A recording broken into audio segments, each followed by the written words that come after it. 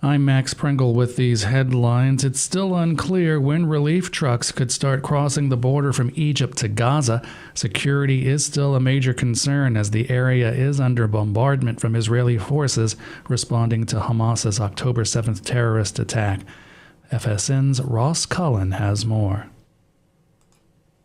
United Nations Secretary General Antonio Guterres has been in Egypt on their side of the border, their side of the Rafah frontier crossing, speaking, and he has said that it is absolutely essential to solve this problem quickly. This is not a humanitarian situation as normal. This is a war zone, but he did say that a humanitarian ceasefire would make things safer. Now, the 20 trucks that are lined up on the Egyptian side of the border, which have been given permission to head into Gaza, Israel saying it would not thwart the delivery of basic aid like food, water and medicine. Those 20 trucks are believed to be able to supply just a fraction of what the people across the Gaza Strip need. And that's Ross Cullen. President Biden will send a new request for aid to Israel in its war against Hamas and to Ukraine as it fights off a Russian invasion. Biden announced the aid package in a rare Oval Office national foreign policy address Thursday night. More from Sagar Magani.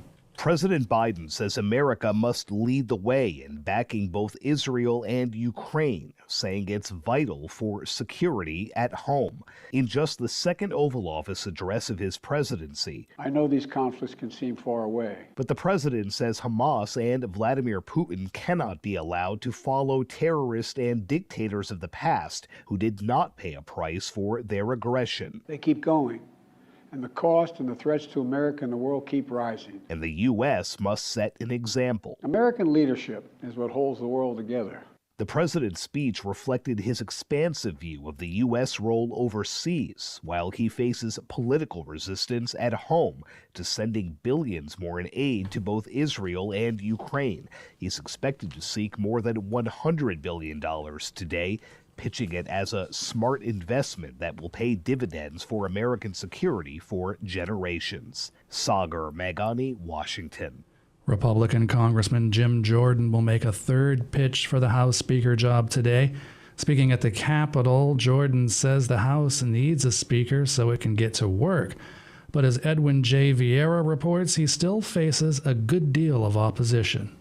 After initially calling off his bid to become the next Speaker of the House, Ohio Representative Jim Jordan is back in the race, seeking a third floor vote in spite of losing twice before. We made the pitch to members on the resolution as a way to lower the temperature and get back to work. We decided that wasn't where we're going to go. I'm still running for Speaker, and I plan to go to the floor and get the votes and win this race. Republican and Democratic centrists backed a resolution temporarily giving Acting Speaker Patrick McHenry expanded powers, but hard-right members blocked that since it required cutting a deal with the other party. Concerns are growing about a pending government shutdown next month and getting aid out to support Israel and Gaza. Former Speaker Kevin McCarthy says Florida Representative Matt Gaetz and the 8 Republicans who voted him out of the job failed to account for the fallout. McCarthy says expanded powers for McHenry would work, but it's not ideal. The best thing for Republicans to do is to elect a speaker.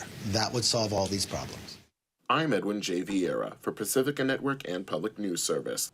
Russian media is reporting that a Russian-American journalist has been ordered detained for another 3 days on charges of failing to register as a foreign agent.